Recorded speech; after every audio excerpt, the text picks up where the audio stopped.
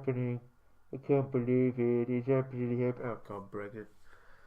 Well, yeah, that'll probably be the intro. So yeah, this one we're going to talk about British politics a little bit, and then some other stuff. So Brexit's still sort of happening. The story that refuses to maybe? die. Well, it can't die because it's It's gonna complicated. happen. It's complicated, I know. I appreciate for anyone who's not English that has even tried to fathom Brexit. You probably just looked at it and gone, "What? Oh, you guys are stupid." And yes, that was pretty provable. Although, if you're in America right now, I reserve the right to dispute your opinion, specifically your opinion. Yeah. I want to see your voting record. Bring that up. Yeah. No, you're right. Brexit is just a ridiculous thing to have. So it was challenged by the government. Yeah. They were like, "Hey, we want to do it," and it was challenged by an independent person. She said, Yeah. "Hey, you can't do it without the MPs saying so." Yeah. And then the government were like, "Yeah, we can," and she was like, "No, you can't." And then the courts were like, "Actually, we no, agree you with the can't." person who's not you. Yeah. We And then agree government with the was independent person. And the government was like, "Wait, hang on, what?" So they took it to the highest court in the land. Yeah. And they said, "Yeah, we agree with the previous court." I wonder why they didn't take it to the court in the EU. Yeah, they could have gone further, couldn't they? Could have gone to like the EU court and said, could have appealed it there. because as a member of the European Union, we have that right. We have the so a conglomeration of judges from across Europe with a vast breadth of legal knowledge, Who could have all pointed and laughed. and especially seeing as it's considering it's to do with an EU kind of issue. You'd have thought they'd have gone to the EU judges and said, yeah. "Hey, Hey guys, remember that thing we did? can we do the thing?" What's the sitch? So yeah, the government tries to paint it as not a defeat, but it was. But they that's were just- defeated. That's just an alternative fact. No, it's not misleading. It's just alternatively true. It's got to go via Parliament, and the way Brexit, leaving the EU. I hate the term Brexit. Leaving the EU is going to happen. Article 50 will happen. It's just how it's triggered and our deal of getting out of it. Yes. Which essentially has to be drafted up, go to Parliament and say, look, these are what we want. Does this seem acceptable to everyone? And if enough people say, yep, that looks absolutely fine. If we can get these deals, these terms agreed, that is absolutely fine. But the thing is, the terms that we will probably present will look favourable to us, and the rest of the EU will look at them and they will go, no. Nope. Because we will essentially be a hotel guest who has stayed in a hotel, who has used all the toiletries, has taken things from the minibar, has gone down to the restaurant and eaten there, and then at the end of it gone, well, yeah, but I'm not paying.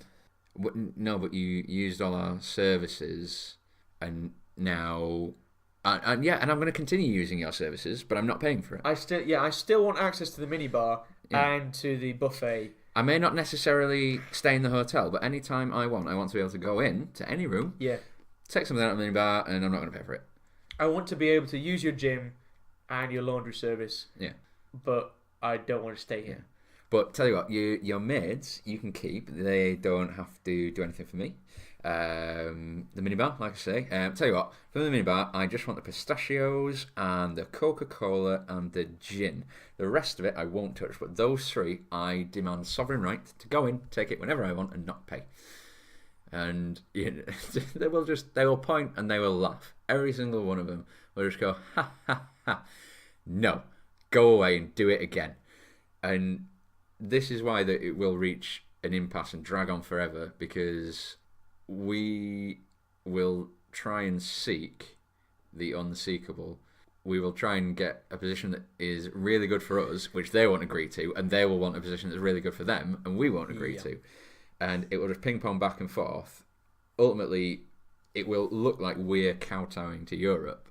It won't really be kowtowing. It'll be being realistic. If we'd have had a plan in place prior, Oh my goodness. and we'd have gone straight to the EU after we'd voted to leave, they probably would have been more favourable. But because of what has been going on now, you just feel like every day, everybody within that would just a little bit more just like, how can we really screw them?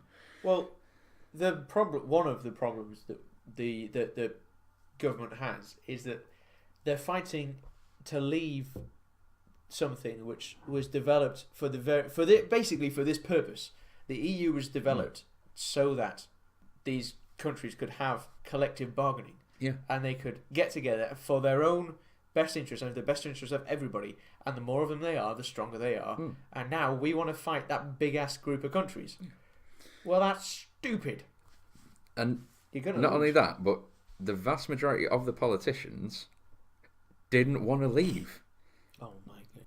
If you look at the people who were for leaving, if you look at the people that were against leaving, the side of the against leaving had a lot more legitimate politicians than the for side did. For essentially had Boris Johnson and Nigga Frigga, because I refuse to say his name correctly. It's Farage.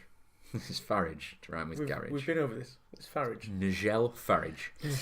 Nigel Farage. Farage. I think you'll find that the final G, F, R, A, and E's are all silent. So his name is Nigel Farage. Nigel Farage. There was Michael Gove as well. Although then there wasn't, and then there was. Michael Gove barely counts as a person, let alone a politician. So yeah, he just straight away just like, well, we won. I quit. Yeah, did my bit. Bye guys. Yeah. I'm going to America. I'm going to be one of those pesky immigrants. Yeah. Oh, are you going to go for a holiday? No, I'll probably live there. Wait, what? Yeah, I'll probably get a job over there. Wait, you're gonna go over to another country and take someone's He's gonna go job? to another country and take someone else's job. Yeah. Huh. I wonder how they'll take to that. Luckily, Americans don't know about irony, so it's all right. There you go. Yeah. So you were saying, so a lot of politicians who are in power now were actually against the most powerful politician in power right now. The Prime Minister. She was one of the strongest supporters of the Remain campaign. I can't wait until one day we have the Optimus Prime Minister. What, like a robot overlord? Yeah, that's gonna be good. Just it will just be good purely for that pun. Just like the amount of like panel shows and stuff that'll dine out on that. It's like, well, we got a new robot overlord now. I guess you could say it's the Optimus Prime Minister, and they'll like rely on the fact that enough people will remember Transformers. Do you think in the year 2217, when androids are actually allowed to become politicians, that Transformers will still be in the public consciousness? I think Michael Bay will still be around in some form to do a reboot. More explosions, more powerful explosions, more splosies. Explosions in 5 dimensions. Exactly. Whoa. Yeah. I can smell them. I can feel them. Oh. I can taste the explosion. Oh, it's like an explosion in my mouth, and everyone's invited. Said the actress in Japan. Oh, I needed a little bit of levity. Lovely. Oh. And then again, you get back to Melania's face. Oh, Donald, it tastes like an explosion in my mouth. And only the scum of the earth are invited. Tastes like your inauguration. Yeah. So the irony of the fact that she was one of the Remain leaders, and then when we said, we're leaving, now she has to lead the leaving of the EU, because I don't like Brexit either as a phrase. It's just terrible. But yeah, I mean, she at the very least she's standing by sort of what should happen when absolutely. We as a country voted that we didn't want to stay in, so she will see it through and she will abide by the will of the people. She won't just quit at the first opportunity. Yeah, she won't just say, well, I disagree with what the people think and therefore I must resign from the highest office in the land with my millions in the bank and my pension. And she my hasn't kids. said... Oh, wait, hang on, who did that? There was somebody who did that, wasn't there? What was his name? I vaguely remember something about no matter what the outcome, I will stay on. And then it turned out that he did... No, you're remembering an alternative fact there. Yeah. That's not what happened. Yeah. I think what the truth is, to your alternative fact, what we feel is the truth. What we feel is the truth is that, in fact, this person who we think said these things and then went back on his word, actually what he did was he was very strong-willed and stood by his own convictions rather than swaying by his job. Yeah, he was a modern day Jesus. Well, people did say that when they saw him, like, oh, Jesus, it's Cameron. No, it's David. Thanks, guys. No, you can call me Dave. Call me Dave, guys. Call me Dave. So, yeah, at least she's doing what her job is, which is to be a public servant and to, represent the will of the people. And if the will of the people, as represented by a popular vote, is that we should leave the European Union, she's going to do it. So yeah, props to her for that. Yeah, but she is just... It's a difficult job to... It's a difficult position to be put into. She is essentially the middle... Like the actress in Japan. She is the middle three balls... Well, she's the very middle ball of a Newton's cradle. Being bounced back and forth. Well, she's just essentially... She's not being bounced back and forth. She just is essentially in the middle while others argue around her, and she is trying her best to work something out.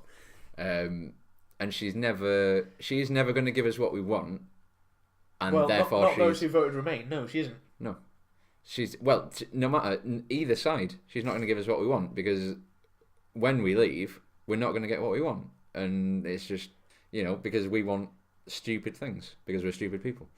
What happens if she? I love the phrase triggers. She triggers Article 50. Triggered. Oh God. Beware of the SJ dubs. So yeah. Okay, now I know that you've got Article 50 there. If you feel you need a safe space, we will make you one.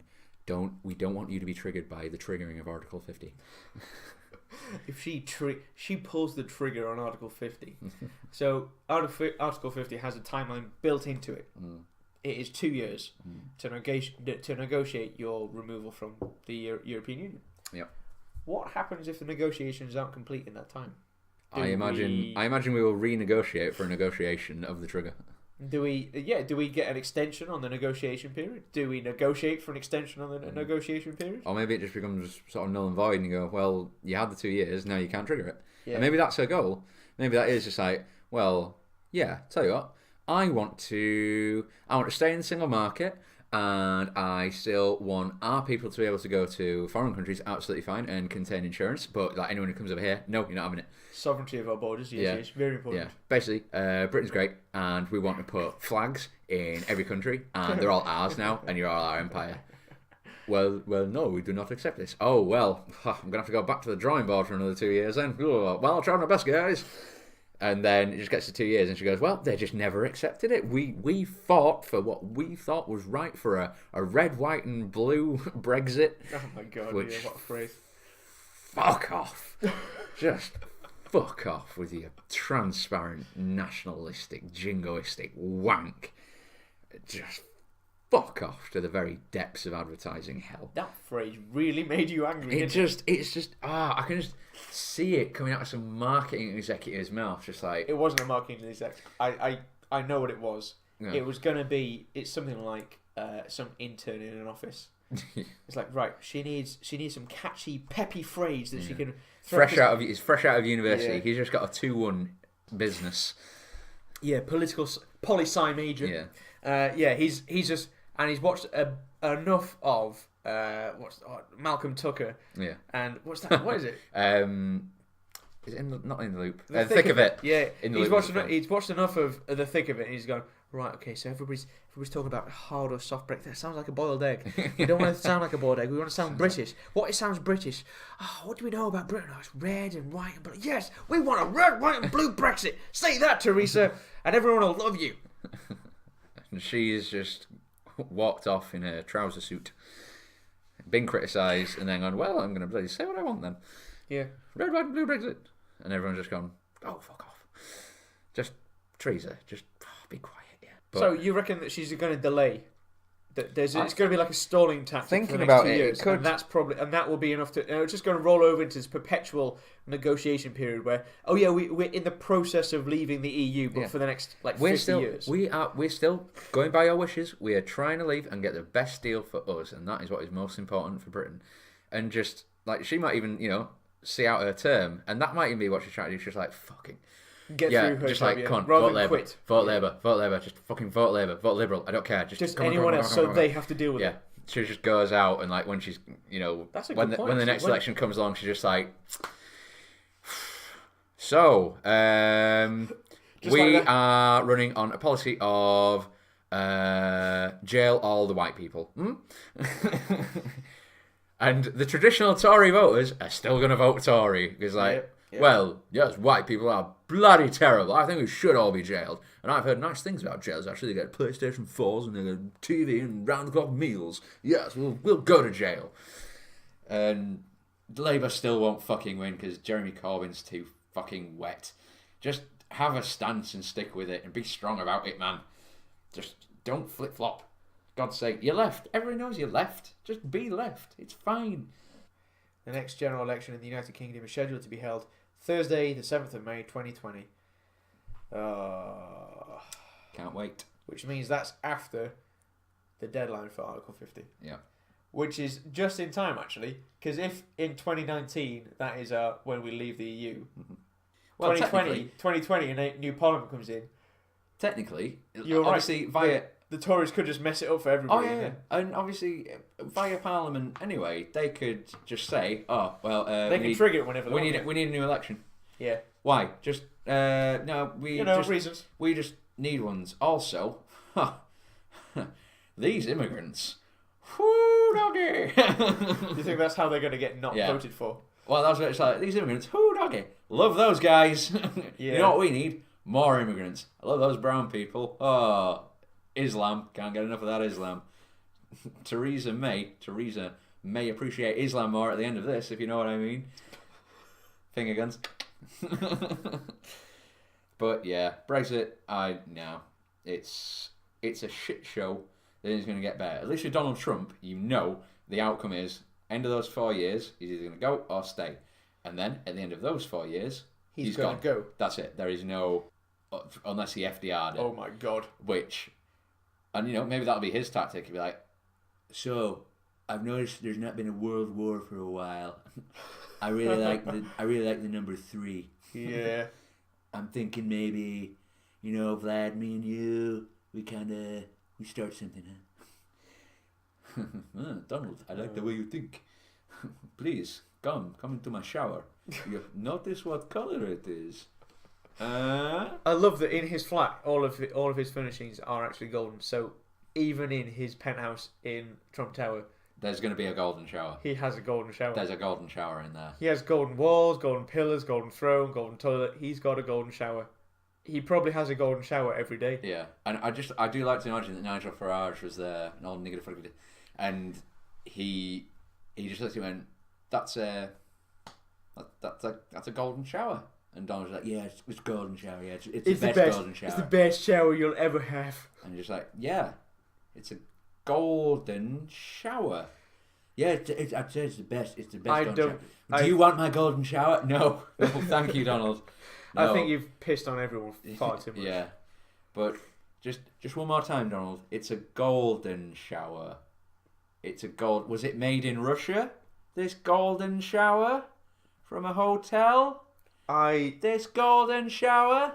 I don't think that Farage is clever enough to take the piss out of Donald like that. Oh, he'll let the prostitutes do it. Oh, now let's take the piss out of each other in each other's mouths. Yeah, the story is that he just sat back. He sat back and watched. I just like to know that's the only way he can get stiff. He's just there, just like, oh, I've got Melania. Just her body, it doesn't turn me on. These hookers, their bodies don't turn me on. Piss on each other, piss, and he's just there, just violently tugging on his tired little flaccid penis, and just finally, just as it's arcing out of them, it just starts slowly growing, and he can feel it building up, and there it is. He's at the end point, and just a little maggot just pops out at the end. Just a little blackened maggot husk just drops out the end of his penis for his ejaculate, opens up, and just there is a dead fly.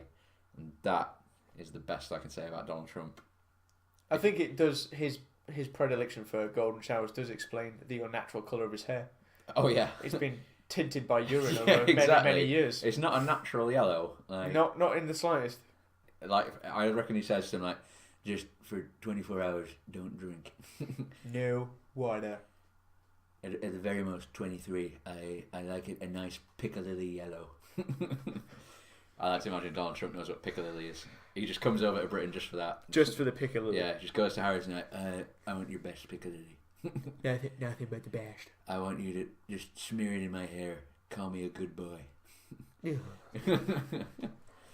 Anyway. He has many issues, doesn't he? Yeah. So we still managed to end up on Trump, even when we're talking about Brexit. You can't not talk about him. He's just... like, George Bush was the world's punchline.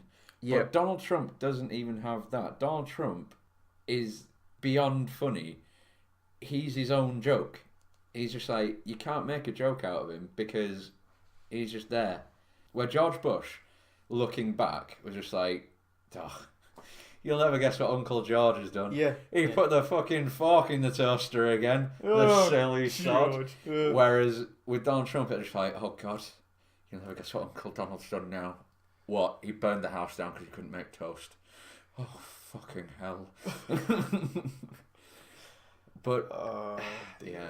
Anyway, enough about politics. Let's move on to something else. Let's meander away from that topic. All right, let's talk about this.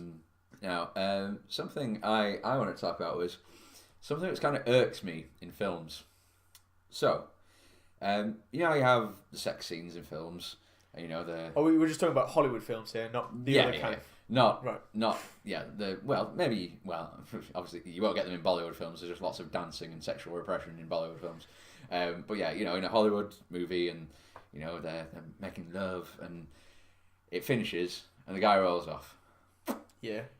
And every time I see that, and they're just like sitting and talking, laying there, you know, sort of 5 minutes, whatever, and then she starts putting her knickers on, and I just look at that and I go, no. Where is the bit where she has to clamp herself and run to the toilet? Where is the bit where he passes her some tissue and goes, you're going to need this, aren't you? Where is the bit where she just, you know, wipes herself off? The best film that I can think of off the top of my head when it comes to ejaculate is probably like, I think it's American Pie 2. Or is it American Pie 1? It's the one where the guy... jizzes into the into a cup. Yeah. And then Stifler drinks it. Yeah. And it's like, yeah, that's conceivable. That could happen. She's said like, no, you're not jizzing on me. You're not nowhere near me. Doing it there. Yeah, and you know, it looked real. But yeah, in Hollywood films where it's just like, oh baby, I love you. Let's have a talk about metaphysics, and isn't the sky beautiful tonight? Blah, blah, blah.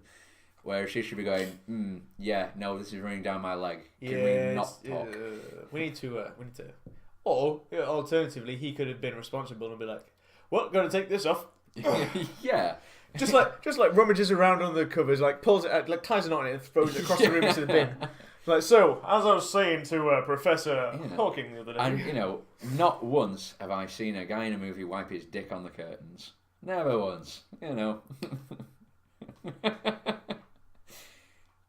Okay. I'm trying to think of the movies now. Yeah, let me see. So there must be one. Let's start with Lord of the Rings. Was there any dick wiping in Lord of the Rings? Well, there were very few curtains in that film as well. Yeah, that's true. That's true. The opportunities for dick wiping were limited.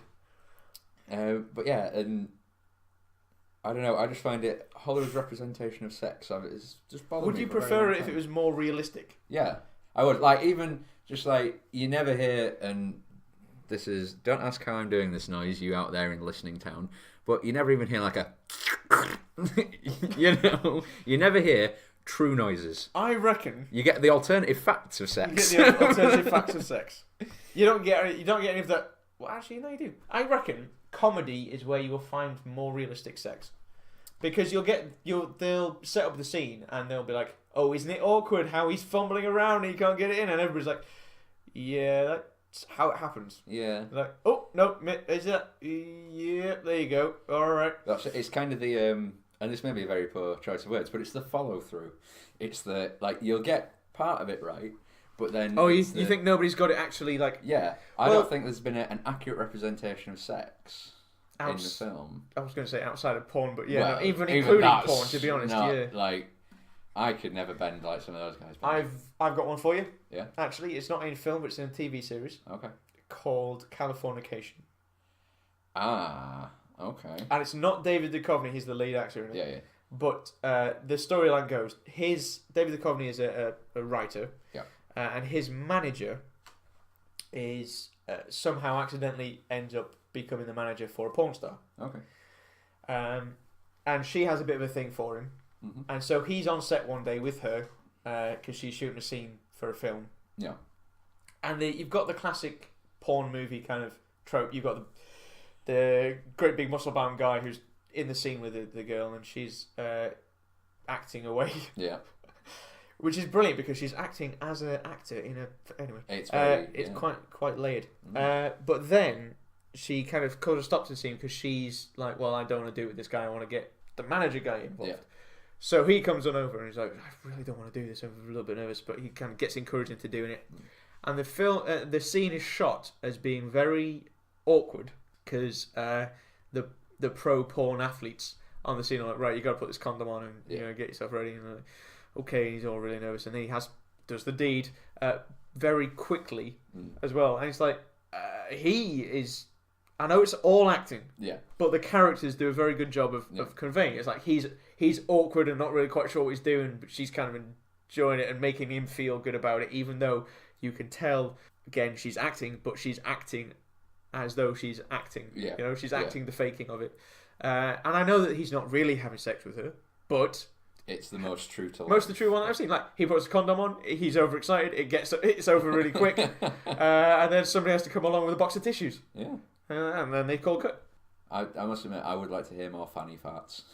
Just for more fanny farts in film. Yeah. What a wonderfully South Park has what a wonderfully queefing. illiterate sentence. Absolutely. South Park has queefing, but just surely like Judd Apatow, he's got to throw one in somewhere. There must be, yeah. Yeah. I can't watch all his work because every movie is the same. So if you've seen one, you've seen them all. Yeah, pretty much. Maybe what we need to do is focusing more on the awkward comedies. There you go. That's what you need. If you want to see more realistic sex in movies, that or watch. Nope. That thought ended quickly. Where was it going? Lars von Trier's Nymphomaniac. Yeah. But I think quite a lot of that is, well, it's obviously staged because it's a film. But quite a lot of that is also staged. Yeah. Despite there is Shia LaBeouf's insistence that it was all real. There is one where it is definitely real, which is a film called Brown Bunny with Chloe Sevigny, and she like legitimately gave the actor a blowjob, and it was filmed sort of full on. It was legitimate. But we didn't come here for the blowjobs. No, we wanted the full vaginal. Yeah, and it's also something that Hollywood doesn't necessarily get right about porn is that, like, they do. And obviously that we don't see, they do the sex and it's all there. But it's a sort of remarkably mundane when they're not doing that. But also, we don't realise how much pain they're in as well. Yeah. Because like, if you watch documentaries, like, oh yeah, we're basically having sex for roughly about 4 hours a day. Yeah. And sometimes like there's not enough lube that is going to stop. There's just imagine for 4 hours of your day split up throughout it. Either you've got, a lot of friction going on the outside here or on the inside here. You can smear yourself in KY jelly and water-based lubricant all you want. You're not going to end up in a good place with it. You're not going to have a good time. You're not going to have a good time, all right? If, and it's, the credit I give to porn stars is that, they got to fight through the pain sometimes. Just so we can get our rocks off. Yep. For the beginning and end 2 minutes. Essentially, porn is generally bookended. It's just like, okay, right, what's happening? You didn't go for the plot, did you? No, exactly. So, well, this is the thing. Would you prefer Hollywood, porn Hollywood, and cinema Hollywood?